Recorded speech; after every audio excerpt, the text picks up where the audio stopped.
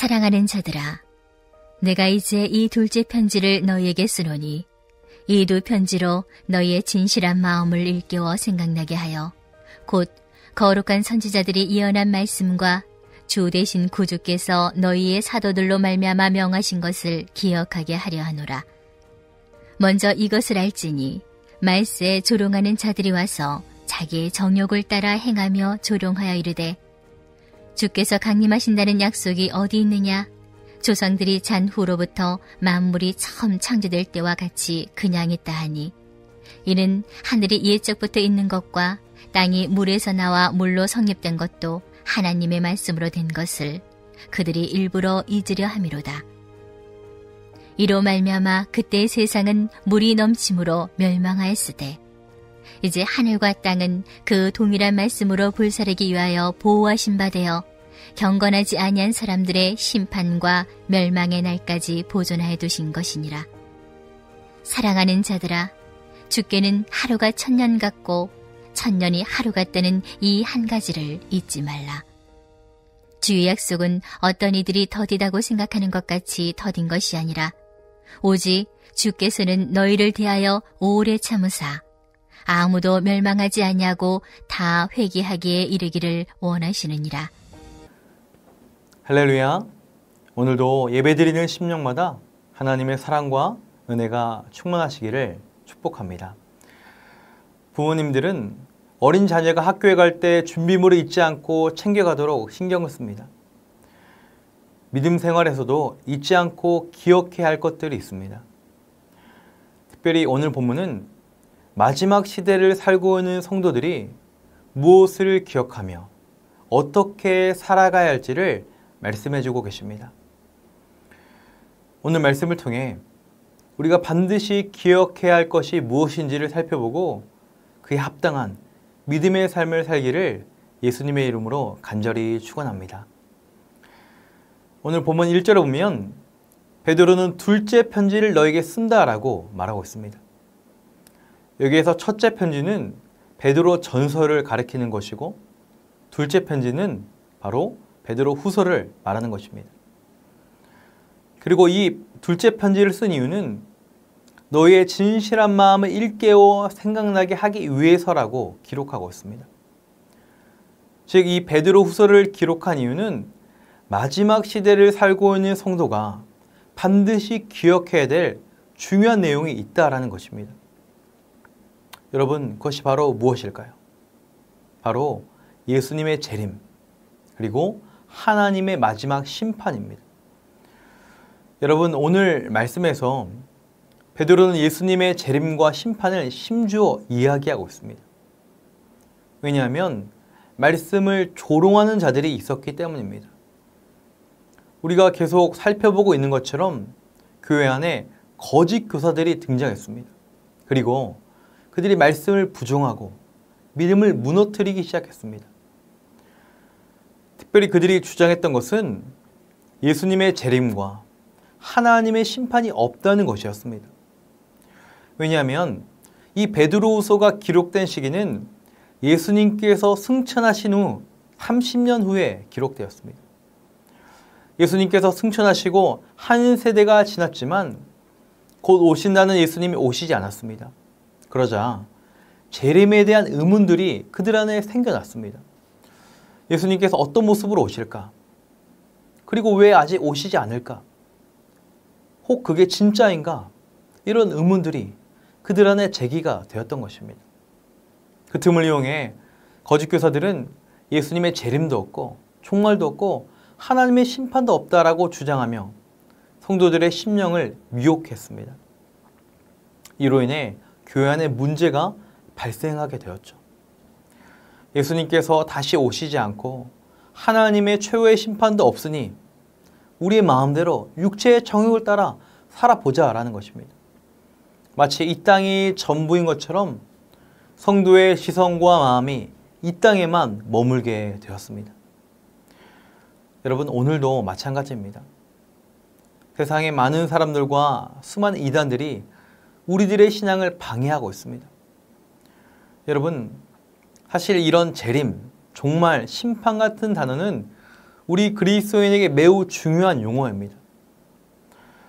그러나 어느 순간부터 이 재림이나 심판이나 종말을 이야기하는 것이 우리에게 어색한 것이 되었습니다. 왜 그렇습니까?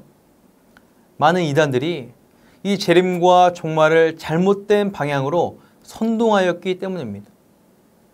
그에 대한 반작용으로 이 재림과 종말을 이야기하는 것이 어느 순간 우리에게 꺼려지게 된 것이죠. 그러나 성경은 분명하게 말씀하고 계십니다.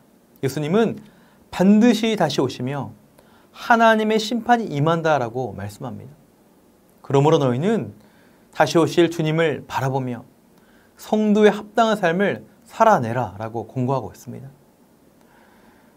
바라기는 저와 여러분이 보이는 이 땅만이 아니라 다시 오실 주님을 바라보며 영적으로 깨어있는 믿음의 삶을 사시기를 예수님의 이름으로 축원합니다.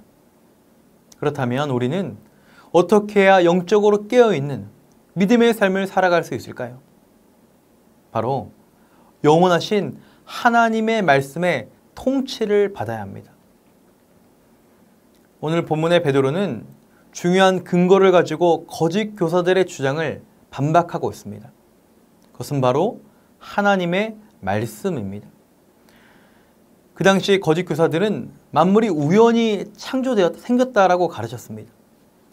이에 베드로는 4절과 5절에 있는 것처럼 이 땅은 우연히 생긴 것이 아니라 하나님의 말씀으로 창조된 것임을 분명히 밝히고 있습니다.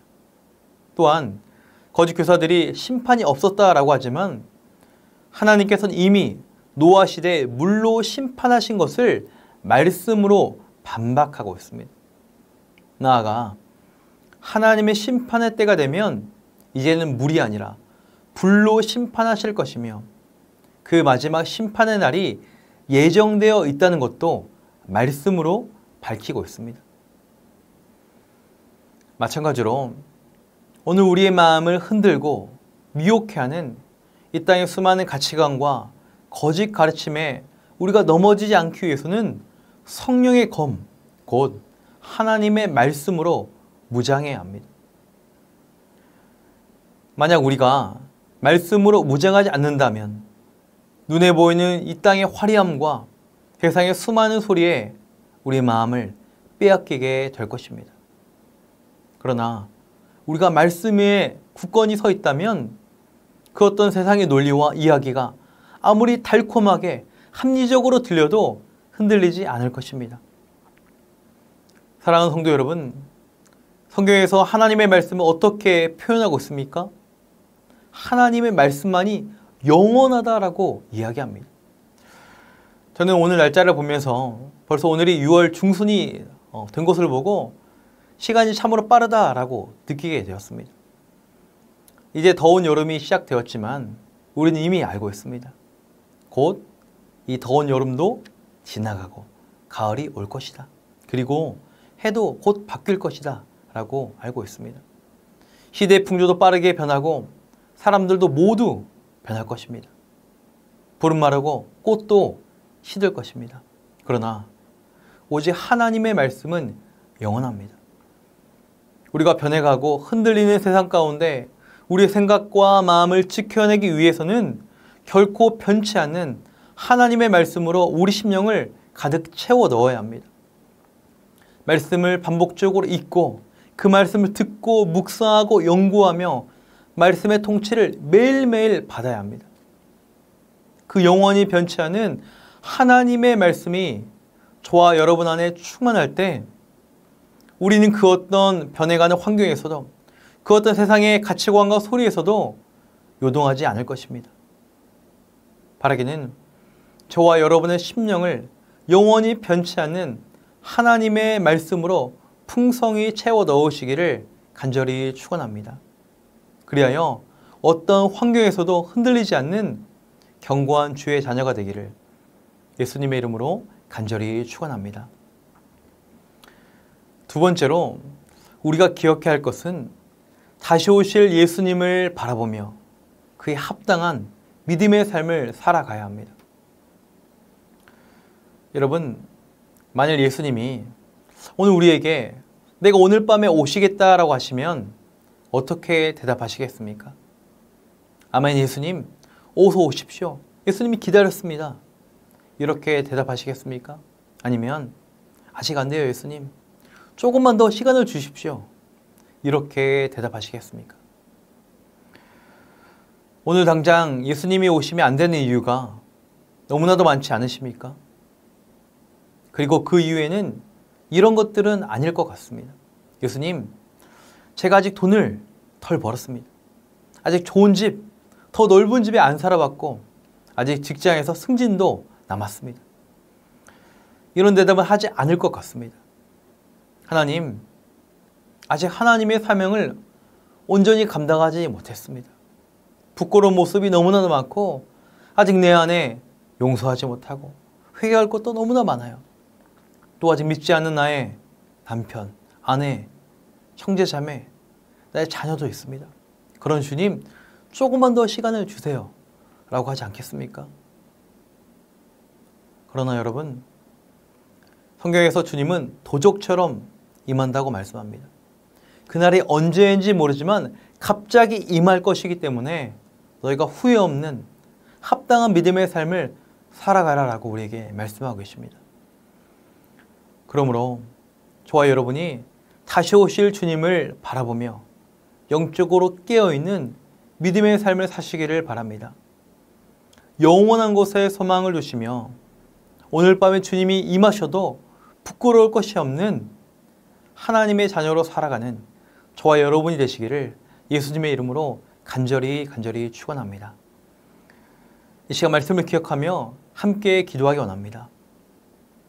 영원한 하나님의 말씀으로 우리의 심령을 채우게 하옵소서. 그리하여 다시 오실 주님을 바라보며 부끄러울 것이 없는 믿음에 합당한 삶을 살아가게 하옵소서.